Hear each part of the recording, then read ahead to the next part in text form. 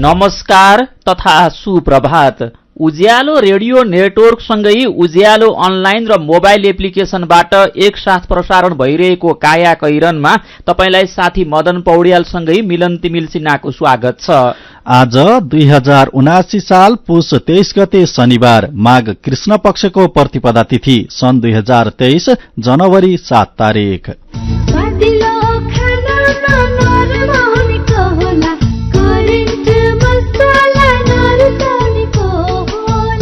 काया कैरनको साथमा करेन्ट मसला र करेन्ट चिया, स्वादको झट्का। काया कैरन सुरु गरौं मुख्य खबरका शीर्षकहरूबाट। सुशासन र सहज सेवा प्रवाहलाई केन्द्रमा राखेर सरकारको साझा न्यूनतम कार्यक्रमको मस्यौदा तयार। कुनै पनि कालखण्डमा भएका भ्रष्टाचार र जो कोही भ्रष्टाचारीमाथि कानूनी कारबाही अगाडि बढाउने।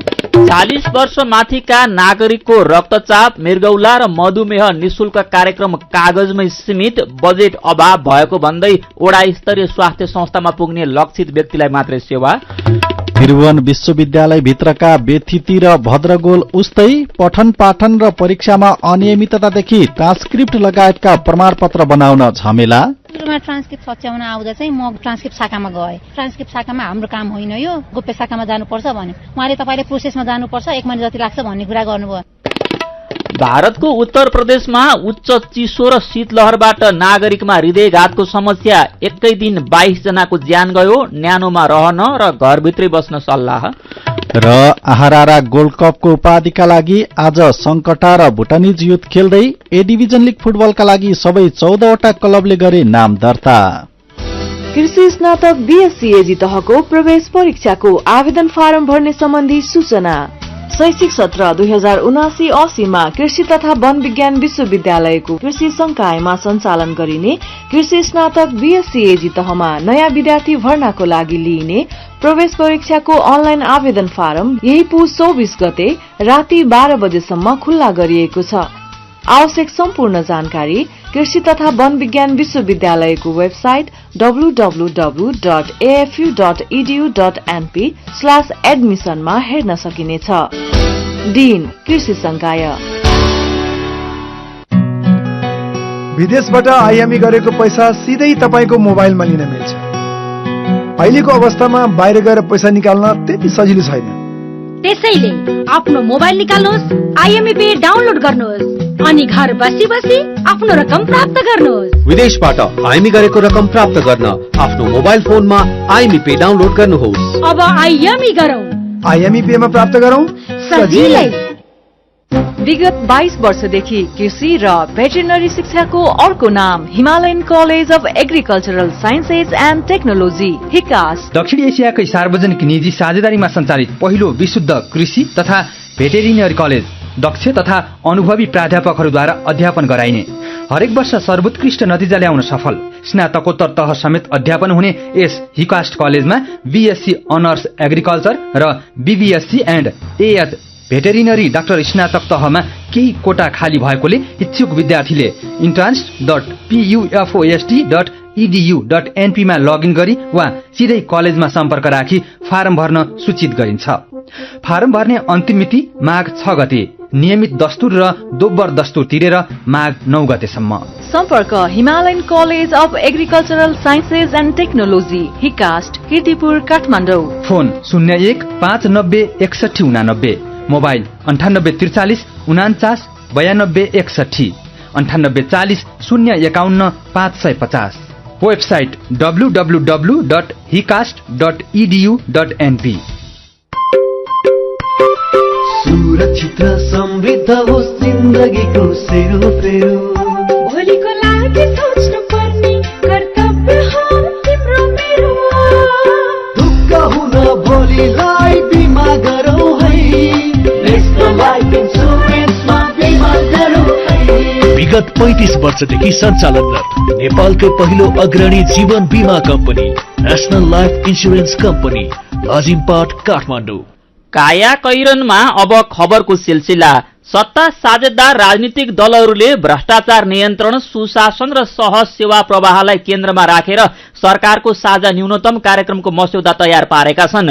एमाले उपाध्यक्ष एवं उपप्रधानमन्त्री विष्णु पौडेल नेतृत्वको कार्यदलले तयार पारेको न्यूनतम कार्यक्रमको मस्यौदा शीर्ष नेता सम्मिलित उच्चस्तरीय संयन्त्रबाट आवश्यकता अनुसार परिमार्जनपछि सार्वजनिक गरिने भएको छ। सत्ता घटक मुख्य दल एमाले र माओवादीका साथै राष्ट्रिय स्वतन्त्र पार्टी, राप्रपा र जसपा लगायत दलका चासो र सरोकारलाई कार्यक्रमको मस्यौदामा समेटेका छन्।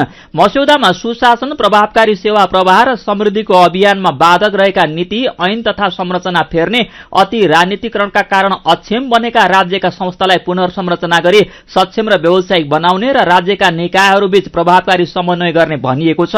कार्य सम्पादन सुनिश्चितताका लागि प्रभावकारी अनुगमन गर्ने पनि मस्यौदामा उल्लेख छ। साझा न्यूनतम कार्यक्रमको मस्यौदामा अधिकार सम्पन्न उच्चस्तरीय आयोग गठन गरेर त्यसको सुझाव र सिफारिस अनुसार न्यायपालिकाको शुद्धिकरण एवं सुधार गर्ने समेत भनिएको छ।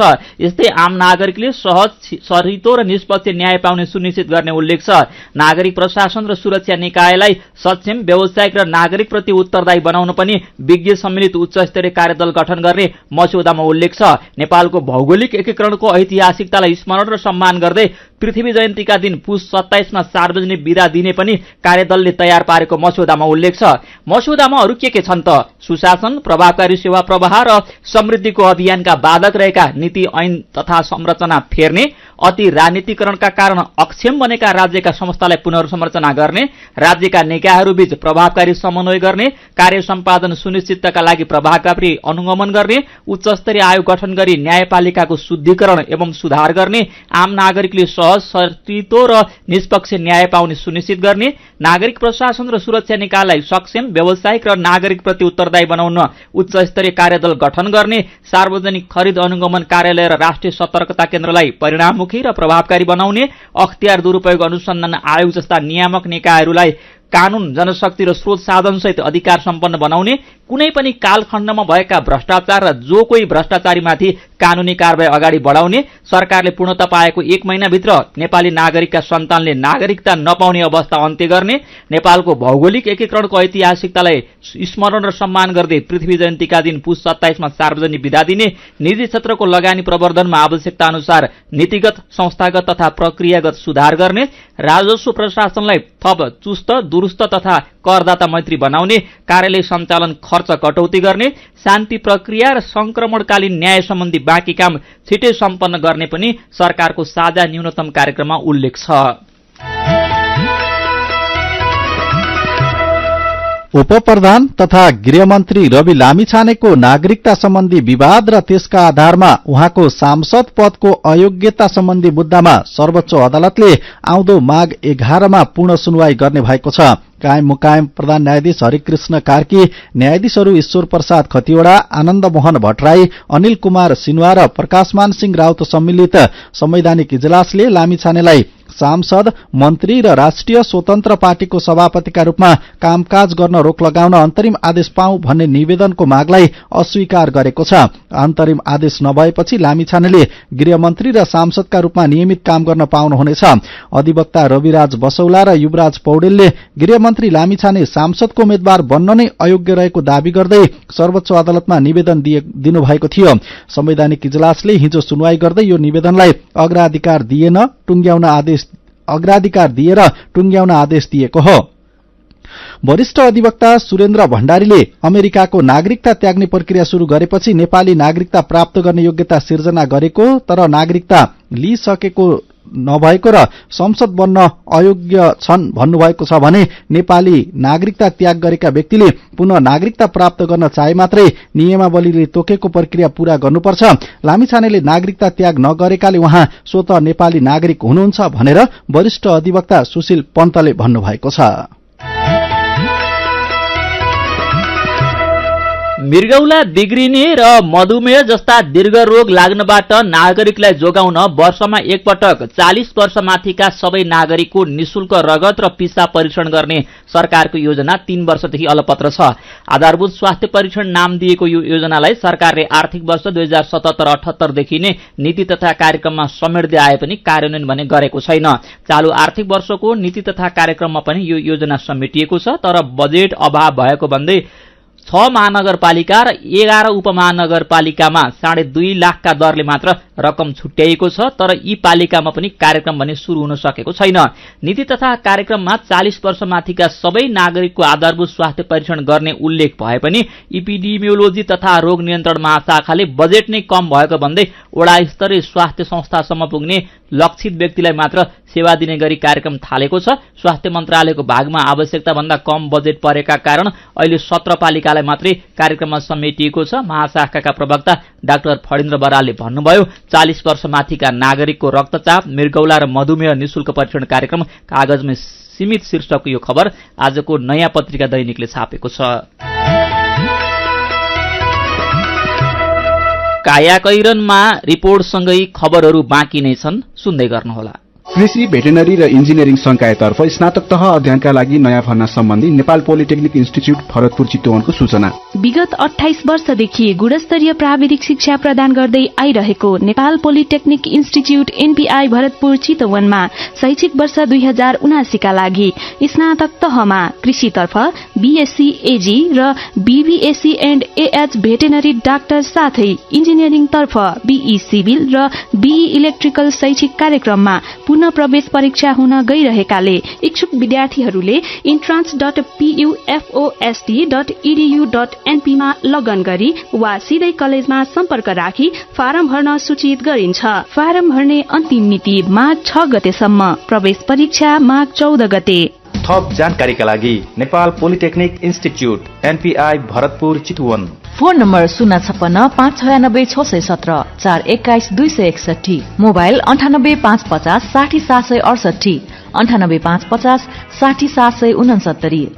चामल र मैदाको तुलनामा कोदो, फापर, चिनो, कागुनो, लट्टे आदिमा शरीरको लागि आवश्यक पोषक तत्वहरू प्राय बढी पाइने हुनाले यिनको नियमित सेवन गरेमा मुटु रोग, मधुमेह, उच्च रक्तचाप लगायतका रोग लाग्ने जोखिम कम हुनका साथै बाल बालिकामा हुने कुपोषण र महिलामा हुने रक्त अल्पता समेत घटाउन सकिन्छ।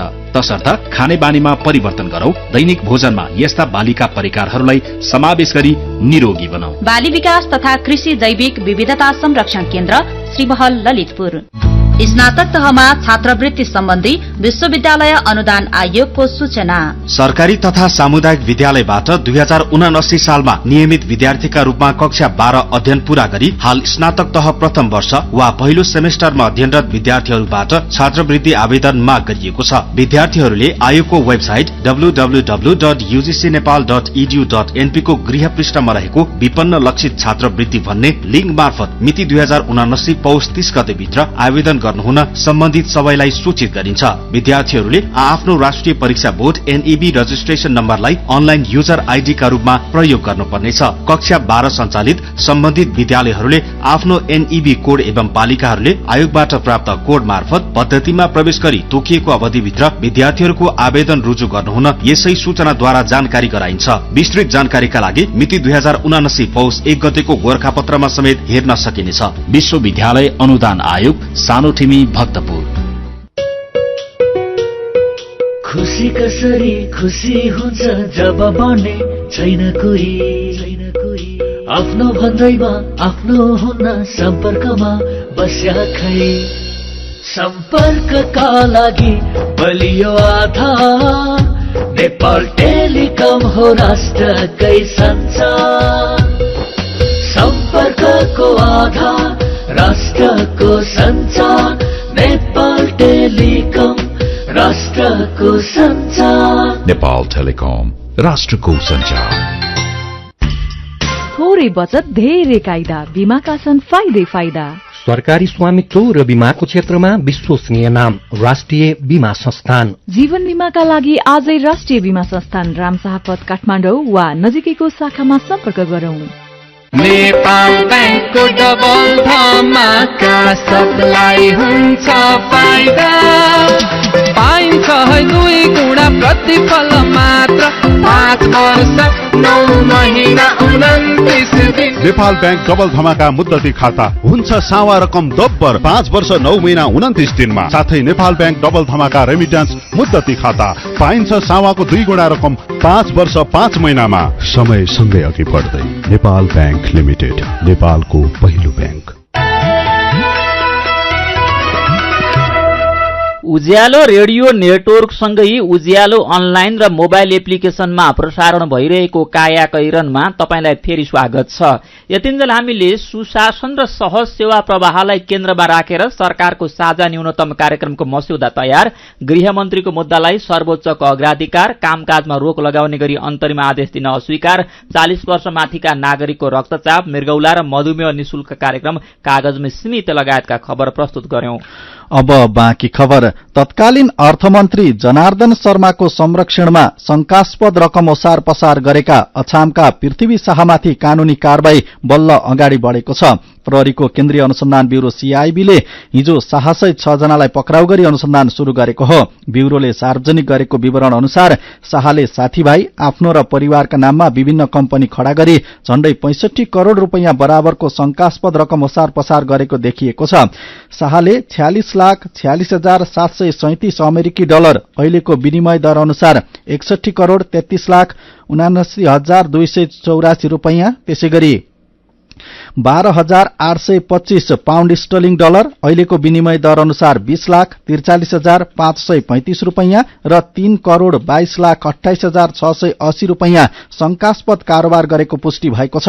अर्थमन्त्रीबाट जनार्दन शर्मा बाहिरिए लगत्तै प्रहरीले साहसहित 6 जनालाई पक्राउ गरी अदालतबाट 6 दिनको म्याद समेत लिएको छ। राष्ट्र बैंकको आग्रह र केही तथ्य तथा प्रमाण खुले अनुसार 6 जनालाई पक्राउ गरिएको हो। अरू थुप्रै व्यक्ति र कम्पनी यो अपराधमा मुछिएको देखिन्छ। सीआईबी प्रमुख एआईजी उत्तमराज सुवेदीले भन्नुभएको छ, अनुसन्धानकै क्रममा रहेकाले पक्राउ पर्ने बाँकी व्यक्ति र संलग्न संस्थाबारे अहिले केही सार्वजनिक गर्न मिल्दैन। पक्राउ पर्नेमा अछामको बान्नीगढी जयगढ गाउँपालिका 6 घर भई काठमाडौँ बस्दै आएका शाह, भाइ विजय विक्रम, जाजरकोटका चन्द्रबहादुर खत्री, दोलखाका अनुप खड्का, पश्चिम नवलपरासीका रूपमांगत काफ्ले र अछामकै रंगबहादुर साउ छन्। अनुसन्धानको दायरामा परेका विभिन्न व्यक्ति तथा शंकास्पद गतिविधिमा जोडिएका कम्पनीको सबै कारोबार रोक्का गरिएको खबर कान्तिपुर दैनिकले छापेको छ। देशकै सबैभन्दा ठूलो र पुरानो त्रिभुवन विश्वविद्यालयभित्रका बेथिती र भद्रगोलको बेला बेला चर्चा भइरहन्छ। देशमा योग्य र दक्ष जनशक्ति उत्पादन गर्ने विश्वविद्यालयप्रति विद्यार्थीका गुनासा त अझ धेरै छन्। तालिका अनुसार परीक्षा, नतिजा र पढाइ हुँदैन भन्ने गुनासो एकातिर छ भने अर्कोतिर ट्रान्सक्रिप्ट लगायतका प्रमाणपत्र बनाउन विद्यार्थीले झमेला खेप्नुपर्छ। महेश गेवालीको रिपोर्ट। त्रिभुवन विश्वविद्यालयका आंगिक तथा सम्बन्धन प्राप्त क्याम्पसहरूमा अहिले जाडो बिदा छ। पठन पाठन र विद्यार्थी नहुँदा क्याम्पसहरू सुनसान छन्। तर काठमाडौँको बल्खुमा रहेको परीक्षा नियन्त्रण कार्यालयमा भने विद्यार्थीको भीड़ अरू बेलाको जस्तै छ। यहाँ विद्यार्थीहरू विभिन्न समस्या र गुनासो लिएर आएका छन्। यसैमध्येकी एक हुनुहुन्छ महेन्द्रनगरकी प्रेक्षा पाठक। उहाँ त्रिचन्द्र क्याम्पसमा स्नातकोत्तर पढ्दै हुनुहुन्छ। एउटै रजिस्ट्रेशन नम्बरबाट 2 जनाको ट्रान्सक्रिप्ट आएपछि सच्याउन बल्खु धाउन थालेको 1 महिना भयो। सुरुमा ट्रान्सक्रिप्ट सच्याउन आउँदा चाहिँ म ट्रान्सक्रिप्ट शाखामा गएँ। ट्रान्सक्रिप्ट शाखामा हाम्रो काम होइन, यो गोप्य शाखामा जानुपर्छ भन्यो। बीएससी को डिप्टी कन्ट्रोलर हुनुहुन्छ, उहाँसँग कुरा गर्यौं। उहाँले तपाईले प्रोसेसमा जानुपर्छ, 1 महिना जति लाग्छ भन्ने कुरा गर्नुभयो। हिजो आए, तपाईँ जानुस् त्यहाँ बनिसकेको छ भनेर मलाई त्यहाँ पठाउनु भयो। त्यहाँ बनेन छ अनि आज आउँदा चाहिँ बनेको रहेछ, तर बन्दा पनि फेरि कलेजको नाम मिस्टेक हालेछ के, पद्मकन्या हाल्दैछ। देशको सबैभन्दा पुरानो र ठूलो त्रिभुवन विश्वविद्यालयमा बेथितीहरू थुप्रै छन्। एकातिर शिक्षाको गुणस्तर दिन प्रतिदिन खस्कदो छ, अर्कोतिर विद्यार्थीहरूलाई दिनुपर्ने सेवा सुविधा सुस्त छ। 6 महिनामा आउनुपर्ने नतिजा 1.5 वर्ष हुँदा पनि आउँदैन। पढाइ सकाउला र केही गरौला भनेर धेरै विद्यार्थीले आश गरेर बसेका हुन्छन्, तर नतिजा बेलैमा नआउँदा धेरैले अवसर गुमाउनु परेको छ। समयमै रिजल्ट नआउँदा विद्यार्थी पनि आक्रोशित भएका छन्। रत्नराजी क्याम्पसमा स्नातक तह तेस्रो वर्षको नतिजा कुर्दै बसेका दार्चुलाका विनोद राज जोशी। जुन पनि ब्याचलरको लास्ट इयरको स्टुडेन्ट हुन्छन् उनीहरू पास भइसकेपछि मास्टर जोइन गर्नको लागि अनि मास्टर्सको खुल्ने हो। तर त्रिभुवन विश्वविद्यालयले रिजल्ट नआइकन नै खोल्न चाहिँ हतारो गर्यो, तर नतिजा चाहिँ जुन समयमै निकाल्नु पर्ने थियो त्यसमा चाहिँ अझैसम्म चाहिँ निकाल्न सकेका छैन। यो भन्दा चाहिँ एकदम लापरवाही चाहिँ अरू केही पनि हुन सक्दैन। त्रिभुवन विश्वविद्यालयको परीक्षा नियन्त्रण कार्यालय बल्खुमा दैनिक झण्डै 1500 विद्यार्थी सर्टिफिकेटको काम लिएर आउँछन्, तर कसैले पनि भनेको बेला सर्टिफिकेट पाउँदैनन्। कसैको उत्तर पुस्तिका हराउँछ, कसैको नतिजा आउँदा एब्सेन्ट भएको आउँछ। एउटा विषयमा परीक्षा दिएको विद्यार्थीको नतिजा आउँदा अर्कै विषयको आउँछ। त्यति मात्रै होइन, कुनै परीक्षामा प्रश्नपत्र दोहोरिने, कुनैमा अर्कै विषयको प्रश्नपत्र त कुनैमा निजी कलेजको प्री बोर्ड परीक्षाको प्रश्नपत्र बाँडिने घटनाले मूल्याङ्कन पद्धतिमै प्रश्न उठेको छ। त्रिवीमा राजनीति शास्त्र पढ्दै गरेका नवलपरासीका सुमन अधिकारी परीक्षा नियन्त्रक कार्यालयमा विज्ञान र प्रविधिसित जोडिएर आईटी सेक्टरमा अनुभव प्राप्त चाहिँ कर्मचारीहरू अभाव छन् अनि कर्मचारीहरूलाई पनि यो किसिमको तालिमहरू कुनै प्रबन्ध मिलाइएको छैन। यहाँ चाहिँ पुरानै कर्मचारीहरू हुनुहुन्छ, नयाँ आउनुभयो भने पनि उहाँहरूलाई त्यो विषयमा नलेज नै छैन। त्यो भएको कारणले ढिला हुने, मिस्टेक हुने यो रिजल्ट देखियो। यस्ता घटनाले त्रिभुवन विश्वविद्यालय प्रतिको विश्वसनीयता घट्दै गएको छ। देशमा दक्ष र योग्य जनशक्ति उत्पादन गर्ने देशकै जेठो विश्वविद्यालयको विश्वसनीयता जोगाई राख्न सम्बन्धित निकायले के गर्दैछ त? त्रिभुवन विश्वविद्यालयका परीक्षा नियन्त्रक पुष्पराज जोशी यो रोक्नका लागि सबै विद्यार्थी संगठन सँगै सरकारवाला सबैले चाहिँ त्रिभुवन विश्वविद्यालयको धराशायीको अवस्थाका बारेमा बोल्नुपर्छ र विश्वविद्यालयको कर्मचारी र प्रशासक चाहिँ विशुद्ध राजनीति भन्दा बाहिरबाट चाहिँ नियुक्ति गर्नुपर्छ। विश्वविद्यालयमा युवा नेतृत्व तथा नयाँ प्रणालीको विकास र दलीयकरणबाट मुक्त गराउन सके मात्र कमी कमजोरी सुधार हुने बताउनुहुन्छ शिक्षाविद विनय कुशियाइत। केही प्रणालीहरू डेभलप गर्नुपर्छ, अनेस्टी र लिडरसिप पोलिटिक्स हिसाबले छान्ने, नयाँ केही सोच परिवर्तन गर्ने सोच लिएर आउने कोही आयो भने त्यस हिसाबको लिडरसिप डेभलप भयो भने केही सुधार हुने आशा हुन्छ। कायाकैरनमा मेरो पनि भन्नु छ र कार्टुनसँगै खबरको सिलसिला बाँकी नै छ, सुन्दै गर्नुहोला। एचआईभीका बारेमा खुलेर कुरा गरौं। सँगै बस्दा, खाँदा, पढ्दा र सँगै खेल्दा कुनै किरा वा लामखुट्टेले टोक्दा एचआईभी सर्दैन। हात मिलाउँदा, अङ्कमाल गर्दा तथा चुम्बन गर्दा, एउटै चर्पी प्रयोग गर्दा र अरूको लुगा लगाउँदा एचआईभी सर्दैन। समयमै उपचार गरेमा एचआईभी संक्रमित पनि स्वस्थ व्यक्ति सरह बाँच्न सक्छन्। त्यसैले नियमित औषधिको सेवन गरौं र स्वस्थ जीवन बाँचौं। एचआईभी को औषधि एआरभी हरेक सरकारी अस्पतालमा निशुल्क पाइन्छ। एचआईभी संक्रमितहरू अरू भन्दा भिन्न होइनन् भन्ने कुरा बुझौं र समान व्यवहार गरौं। एचआईभी संक्रमितहरूमाथि हुने भेदभावको अन्त्य गरौं। Nepal youth foundation, 12+, Lumbini plus र मकवानपुर महिला समूह। मेरा छोराछोरीको सपना अन्तर्राष्ट्रिय स्तरको उच्च शिक्षा। म पनि यस्तै चाहन्छु। मलाई विश्वास छ हाम्रो सपना र चाहनालाई पूरा गर्छ नेपाल जापान सेवा सेन्टरले। हजुर, उच्च शिक्षाको लागि जापानको जुनसुकै सिटीमा अध्ययन गर्न र जापानिज भाषा सिक्नको लागि हामी तपाईको साथमा छौं। सम्पर्क नेपाल जापान सेवा center, Nagpokhari, Kathmandu. Phone number 4428 242 4428 242। Come once, you will certainly be benefited. शाखा संतान धन धान्यले भरिपूर्ण बचत गर्न सधैँ लागोस् मन।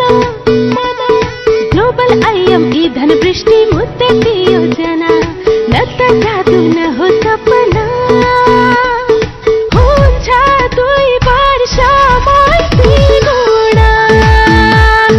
हजुर, ग्लोबल आयामी धनवृष्टि मुद्दती योजना निरन्तर बचत गर्ने बानीलाई प्रोत्साहन गर्दै प्रारम्भिक रकमको 10% त्रैमासिक रूपमा अन्तिम त्रैमास बाहेक जम्मा गर्दा प्रारम्भिक रकमको 2 गुणा 2 वर्षमै प्राप्त गर्न सकिने। ग्लोबल आईएमई बैंक, सबैका लागि बैंक।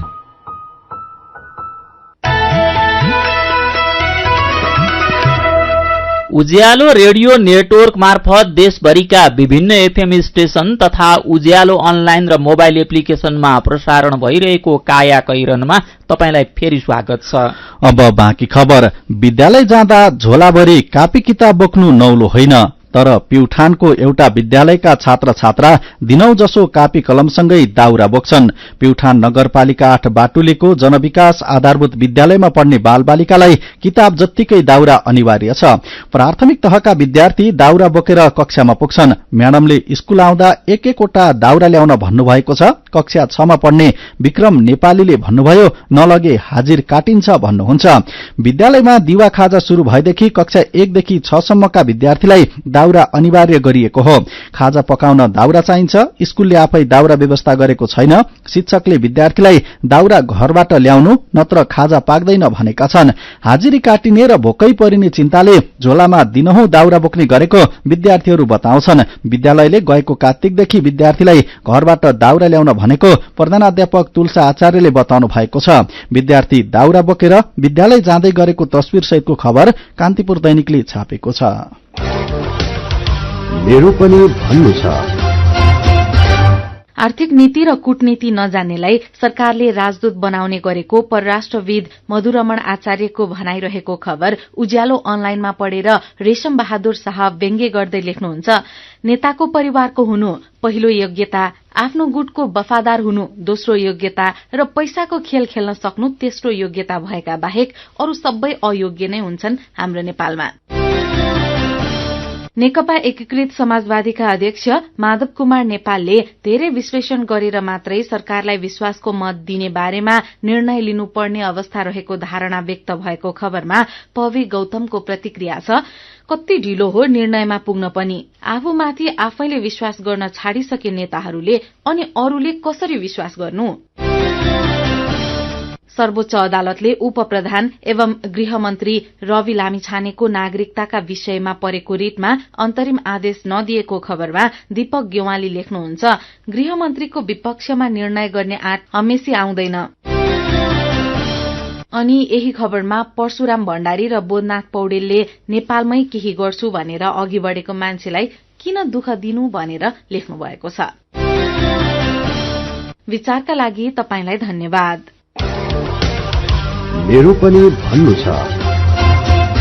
मेरो पनि भन्नु छ प्रस्तुत गर्दै हुनुहुन्थ्यो साथी मल्लिका थापा। अब विदेशको खबर। भारतको उत्तर प्रदेशमा उच्च चिसो र शीतलहरबाट नागरिकमा हृदयघातको समस्या देखिएको छ। कानपुरमा एकै दिन हृदयघातका कारण कम्तीमा 22 जनाको ज्यान गएको स्थानीय स्वास्थ्य निकायलाई उद्धृत गर्दै भारतीय सञ्चार माध्यमहरूले जनाएका छन्। ज्यान गुमाउनेहरू सबै उत्तर प्रदेशको राजधानी लखनऊबाट 88 किलोमिटर पश्चिममा रहेको कानपुरका बासिन्दा हुन्। Lakshmipat Singhania institute of cardiology and cardiac surgery कानपुरले निकालेको पछिल्लो विवरण अनुसार अस्ति बिहिबार अस्पतालको आकस्मिक तथा बहिरङ विभागमा 723 जना मुटुका बिरामी आएका थिए। तीमध्ये अस्पतालमा 7 जनाको उपचारको क्रममा ज्यान गएको थियो भने 15 जनालाई अस्पताल आई नपुग्दै मृत घोषणा गरिएको थियो।